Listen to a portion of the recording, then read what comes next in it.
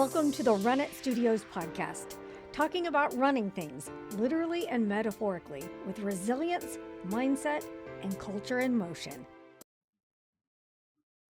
Welcome back to the Run It Radio podcast, brought to you by Run It Studios. I'm Trina Wilcox, your host today.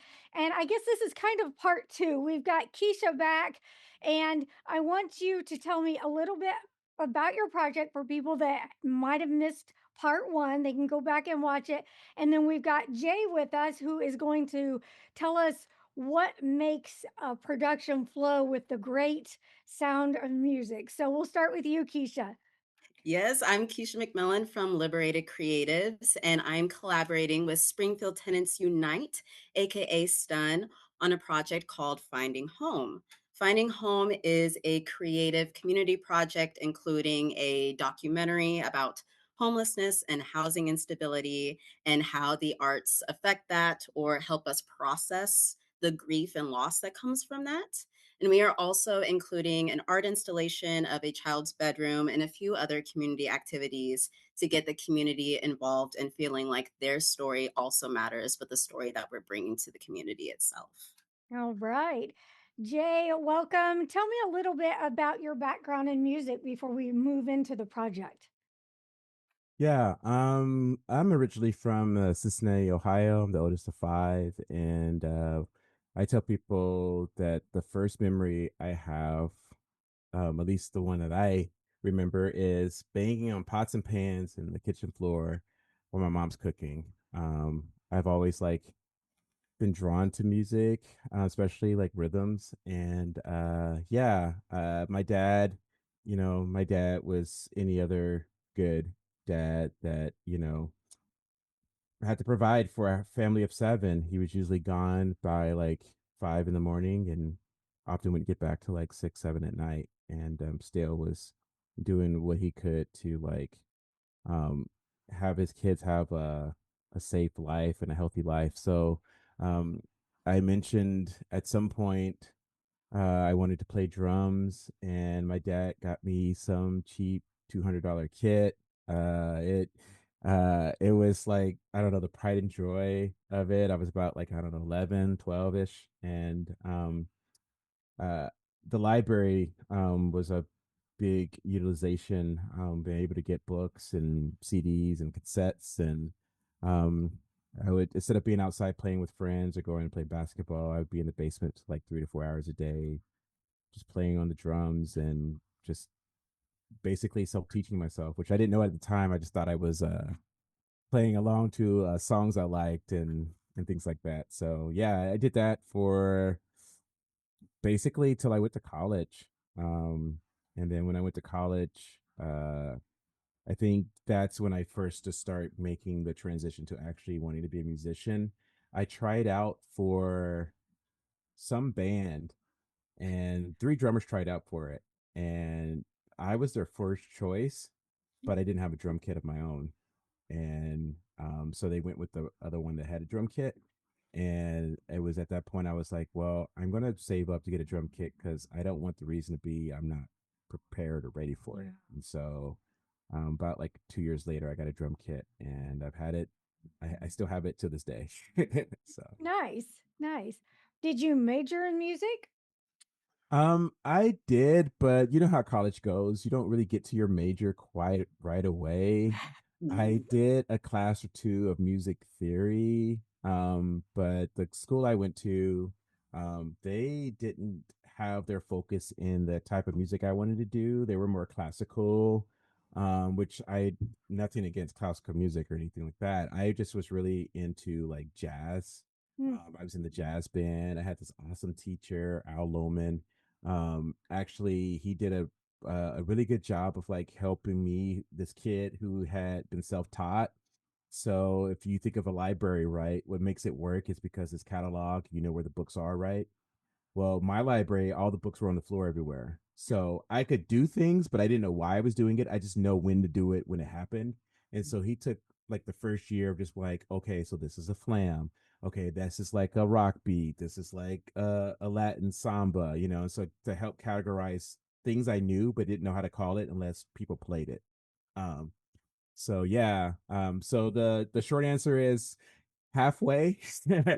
I was I was 3 years into college, and then life thing happens, and yeah, I moved back home. I went to college out here in Missouri. So Okay. Did you seek out that teacher? How did you find that teacher? Because a lot of people, unfortunately, I know it happened to me, art got pushed aside when you're forced to focus on these majors that are going to get you the career job. And so, unfortunately, that can happen a lot. So I'm glad you were able to stick with it. How'd you find that teacher?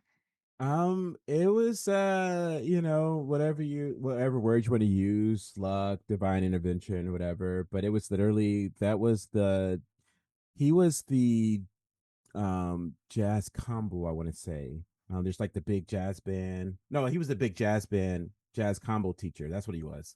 And he taught drums and percussions, like he taught the marimbas and all that stuff. And I didn't get too deep into that. But basically we kind of formed a relationship because he could tell I practice. Hmm. He would give me an assignment, he would give me things to work when I come back. And I never figured out how he knew. And he was like, well, you're already like 10 times better at it already. Even though you may not be doing it quite right, you're definitely not where you were. And so there was kind of like a friendship that was kind of formed there too. So he was like, I don't know. He taught me some like different secrets of how to think about things, not to get caught up in counting, to really get used to like patterns, and like actually trust those patterns and like see where they take you. So yeah, it really was basically he was at that school and I went to that school. That's how that worked out. Good. Well, you said, a few years down the road, life happens. How were you able to hang on to music? Have you just always, has that always been your heartbeat and you never let it go? Or did you have to put it aside for a while? There was like a brief moment where I definitely was playing less. I don't know for you guys, I don't know if you guys seen the movie Sinners, but for those who have, basically Sammy, and him holding that guitar is basically like my life with music. Um, when I went back home, yeah, I was able to play my drum kit, but also was having to work and kind of navigate the whole like living on my own situation. And then I don't have a recording of this anywhere. I used to, but this is back before like there was Google Drive and stuff, so I don't even know if I can even find it. But somehow I found myself in the company of some musicians who had a studio, and I recorded a couple of drum tracks for them for one of their projects. And that's when I started to actually get into the band life, because before I played just with the jazz band at Yeah. college, so I didn't really have like a its own band outside of some institution, right? And so yeah, there was definitely moments where I had to like play less, but I didn't know this at the time, but music has been this kind of grounding in my life, Mm. through all the chaos. Definitely, and even if I wasn't on the drums, there was still some time. This is still during the rise of the CDs. So I don't know about if I'm dating myself or not, but I when I first started to actually like get my own music collection, it was during the time you just wait on the radio and it's like tape player. Yeah. You get the song. Yeah, that was me. So making mixtapes and then playing to those mixtapes, and then not just playing what they were playing, but also like finding out, oh, this rhythm works. Actually, I can subdivide this way. That actually sounds really cool going against it, or whatever. So yeah, there was definitely some times of not playing as much as I wanted to, Hmm. but I've tried to walk away from it and I can't. Good. We're glad you didn't because you were able to get involved with this project. How did that come to be? Uh that how did okay, so I know that either Rex or Keisha, someone approached me about, hey, we're doing this documentary and would you want to do the music for it? And I'm like, yeah, but I'll be honest, I don't know if I know all of the things I need to do music for a documentary. Like I've seen some before. So uh yeah, there was an initial ask. I can't remember if it was like Rex first or Keisha first, but it was one of the two. We had the meeting and I remember just kind of in my head when we're talking about the original timeline, and I'm just thinking, just from an editor standpoint, I'm just like, okay, so 24/7, that's how I'm gonna be putting on this project, right? We were so naive. Yeah. Yeah, but the thing I think that like kind of was kind of cool. The thing I do remember the most about is that even the people I didn't know, all the people in that room, I felt like that at any point in time I was going to have to like fight them for what I wanted to bring to the table.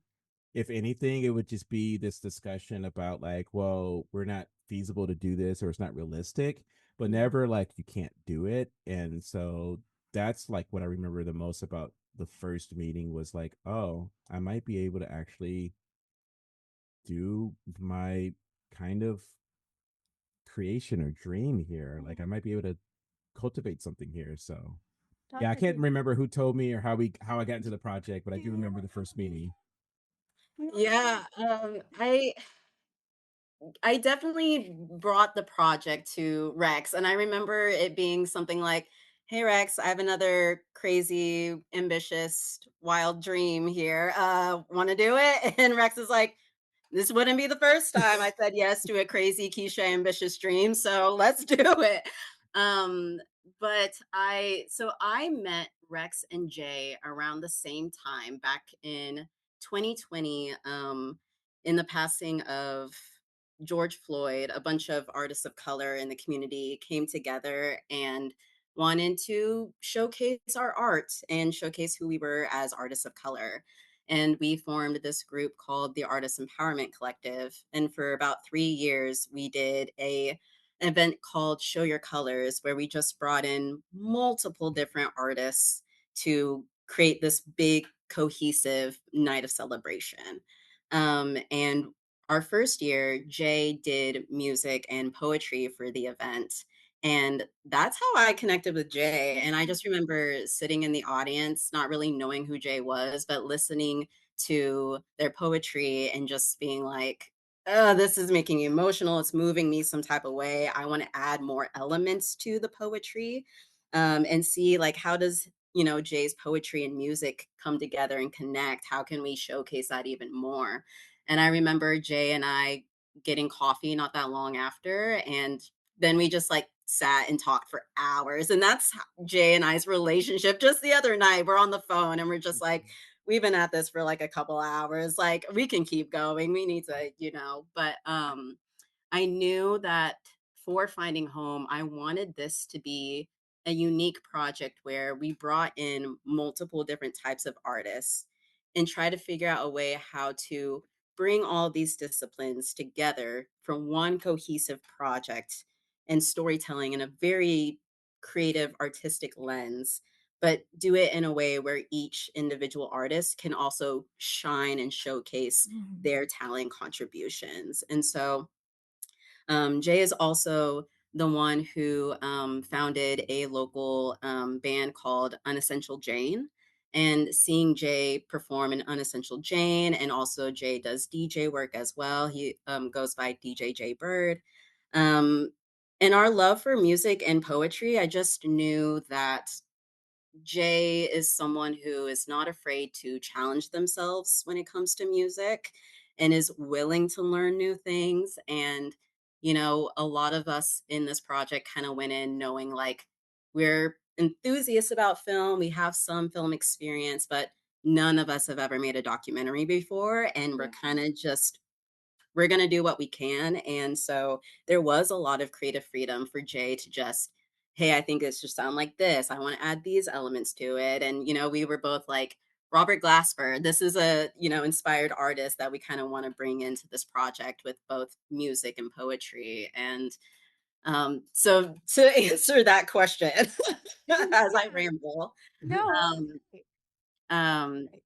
yeah, I just remember approaching Jay, and maybe it was Rex, maybe it was both of us I that's what I'm simultaneously. saying. I feel like both of you guys at one point were just like, I don't know if it's like a confirming the other one, but whatever. Well, But going like, to happen. yeah. Yeah, it's like, who do we bring on to this? And then we're both just like, oh, duh, Jay.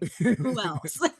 So Jay, as you know, the artist and the person that's basically scoring this documentary, helping someone else's dream be translated onto, the screen. What was it like to prepare for finding the right sound for that? And, we all watch shows, and often the music it drives how we feel, how we're supposed to feel, and all of those things. What was that like for you? um, it's one of those traps that I try to avoid because I find myself sometimes in rooms with musicians or artists that kind of get caught up in like, oh, you're supposed to do it this way, and you got to do this and carry the one and all this other stuff. And I just remind myself that I know what I like, and what I Mhm, like sounds good. So does it sound good in this moment? And we all know emotions sometimes are illogical. So there's some of that illogical factor that kind of like, okay, does it sound this way because I wanted to sound this way, or does it sound this way because this is like the appropriate sound, the appropriate way to complement what's already there. Like, do I need mhm, to add something to it, or do I need to just like, contrast it? So the sounds kind of came from just really just like one, I wanted it to be heavily like either original works or like local music. yeah. Um, I just really I'm really just kind of like turned off with like big names just for the sake of big names, right? Mhm, Like mhm. for every Beyonce, there's 100 talented artists that are not that are undiscovered. Yes. Yes. And so I really wanted to just, and I myself included, I feel like, I think like my community may know my name and people may know who I am, but like in the grand scheme of things, no one knows who I am. So it's just like also like thinking like how do I do this in such a way that like not only would it complement the film, but also like I don't know, I can start to discover my sound, Mhm, because like mhm, it's not there yet. Like I'm still figuring it out. I'm still trying to like work it all out. But I think the big thing for me was like with finding home was just like, I don't know, just playing with the tension of not resolving everything. mhm, Just letting some things kind of like linger, maybe even I don't know, some ghostly uh kind of attributes to it, but uh definitely the format was like informing me at first, and then the format slightly changed, which actually I'm not even there wasn't even one way I felt about it. It was just like, okay, this is the new way it's going. Oh, this could work like this, that could work like that. And so I would love to say that I plan for it to be this kind of like Lego system where it's like, okay, I'm gonna pull the blocks this way. Okay, I'm gonna take it apart and build it that way. But actually, the way I was doing the music, that's what I was intended doing because ultimately the soundtrack, my vision is to like have it feel like you're at a club or you're at a diner and the music's playing and the DJ's kind of mixing in the tracks. So that was kind of like my inspiration for it all. So I knew at some point there was going to be like, well, this is a track and I'm going to do whatever with it until the next marker that I yeah. get from the visual side. Okay, then we're going to fade out or whatever, transition. Here's the next one. So I think like having just some very vague but like clear end goals kind of Mhm. helped me find the sound of what I was going to do. So, to be a little more technical or behind the scenes, however you want to put it, what's it look like to you to create this? Do you have to watch so many minutes of the documentary and then you start putting sounds together, or do you just have a script? How does that look? Um, I've been actually trying to watch the documentary less because I actually have been liking the way I've been feeling about it. And I didn't want to invoke fatigue by seeing it over and over again. So I've been trying to like certain scenes, right? Like I would like watch it and then it's like, oh, I feel this way about it. I want to kind of go this direction with it. And then, whether it kind of changes or not, it's like, well, ultimately I still want that feeling, but maybe it needs to like spread out a little bit more. Maybe it just needs to like move over here or there. So I've actually been watching it not as heavily. Like I was maybe like once or twice a week I kind of watch it and kind of like sit with my emotions with it about it. Mm. And then from there it's really just lining up um some of the actual tracks underneath the core Okay, of, and okay. then allowing the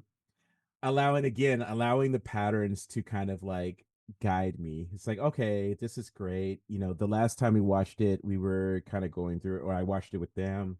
I was noticing that like, oh, it's definitely missing sound right now. We definitely need to put some sound in there so it can help with like some of the pacing of it. Gotcha.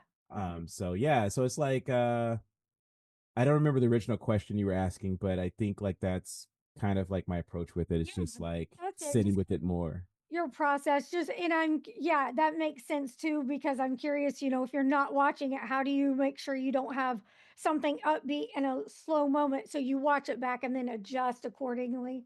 Well, I've been also like again because like we haven't worked on it. We haven't done documentary. I've been working. I wanted to work with the director Mhm. because I used to do videos. I used to do highlight reels for camp, and I did a couple of smaller projects. But I was the video audio person. What I really liked about this opportunity is that when I edit video, I typically do edit with audio being the focus more than the visual. Mhm. So it kind of, I don't know how it works out this way, but people like my videos, but I'm really like, yeah, I'm just like counting the beats and I'm playing to Yeah. the audio, right? So removing the responsibility of taking care of the visuals, Yeah. it was kind of disorienting at first because I couldn't initially, like I had to kind of do things in the dark, which was cool. There was definitely some, the Robert Glasper. I really wanted, there's a quote in one of those songs I really wanted. I know I wanted it for the project. And no matter where it fell in there, I knew it would work. So that was one. There was another track that a local musician, we came together, and I was first trying to demonstrate how easily it could be for me to pop up somewhere and DJ and record people. And so we recorded a track there, and I knew I wanted that in the thing too. So there's like two things I knew I wanted in this documentary. And then from there it was just like building maybe a library of like sounds and tracks that like Okay. could work. But I like to have more than I need and cut away than being like, oh, I need to make something real quick, Yeah. so for that it was like I never had a problem about like, oh, I'm gonna have this go into whatever, because if that was the case, there now here's a new pattern for me to unfold. And that's what I liked about this project is, again, like even with the rearranging of the orientation of the film and the direction we were going, it was like, oh, this is cool. Actually, I didn't like this way anyway. Let's go. let's just Yeah. do that. So It's really interesting you say that too, because your unique process of you're like, working with the film now that you have the footage and you get to have these one-on-ones with the director and the editing team is so different from back to when we were still filming and we didn't have any footage to show you. And so your like role in the documentary back then was very different versus how it is now, because we would just have a lot of conversations about how do we want this to feel? How do we want people to reflect from this? Like, what is the direction we're going into? So it's just really cool to like hear what your unique process has been and how it's yeah. just developed over time. And yet still there's a lot of, just, still figuring things out and putting it all together. Like, not so much like a Lego, but like a puzzle. And it's just Yeah. really cool to see it all come together, especially like what you've done with the trailer and like how Yeah. you did all those pieces and putting it into the trailer. Like, it's been really cool. I Yeah, I guess wanna I wa go ahead. I wanna say, yeah, the thing about earlier in the project, because it's like that was the crazy thing is, I was kind of taking notes about, like, some different directions then, and so those conversations, like, really help because I think oftentimes when I watch documentaries, the ones that get me the most are the ones that do have intentionality with not the subject, not the target, right? But like also the things that are not being focused on. Mhm. And that was like something I wanted to capture. And so like yeah, no, it's definitely been a fun project for me because I don't think anyone would let me be able to do it in the way that I'm doing it without having some kind of resume to back up what I'm doing. Well, now So you have something for your resume, and my last question for you is, would you do it again? Do you like it? I would definitely do it again. I think one thing that I learned, I was talking to Keisha about this too, is that one thing that I'm learning is that like if when people are assigned roles, there is some like whether they know it or not expectation for them to know what that role is. And Mhm. granted, I didn't understand what this role was. I was learning it. I was looking it up. I was searching. I was asking Yeah. questions. But now that I understand like this role as like a composer or sound, this the score of it, definitely being more vocal about some of the things that I would want up front as far as just the relationship with like the other aspects of the video. I knew that like when we first started, we were still shooting, and actually I think I was on set for a couple of those shots, right? So like I'm already having like this feeling that I had at that moment. Mhm. I have some of the feelings I have from that initial set, and I wanted to carry that over, but also didn't want to get it clouded with, because that was like the raw, right? Yeah. But as soon as you start editing, it starts to get more polished. So I didn't want to like lose some of the raw because we had started to polish the thing. So yeah, short answer, I would definitely do it again, but I definitely also would like be more. I know Keisha and Joe and Ezra, like they definitely have set the bar for like who I'm willing to work with in a project like Good. this though. Good. You've learned from it. Thank you so much for your time. Tell folks where they can go to learn more about your music. Okay. Yeah. So, like Keisha said, I am an Unsocial Jane. You can find us on Facebook or Instagram. We have several tracks out, Apple Music, YouTube,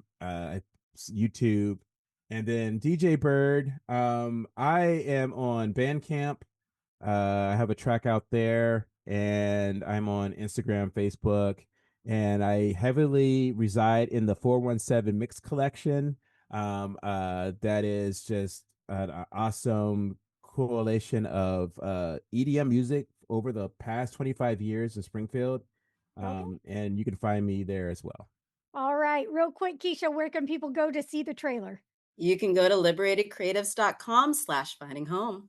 Sounds good. Thank you so much. Join us for the next installment. We'll have the director joining us. We'll talk to you then. You can learn more at runitstudios.com. Thanks so much. Thank you. Thanks.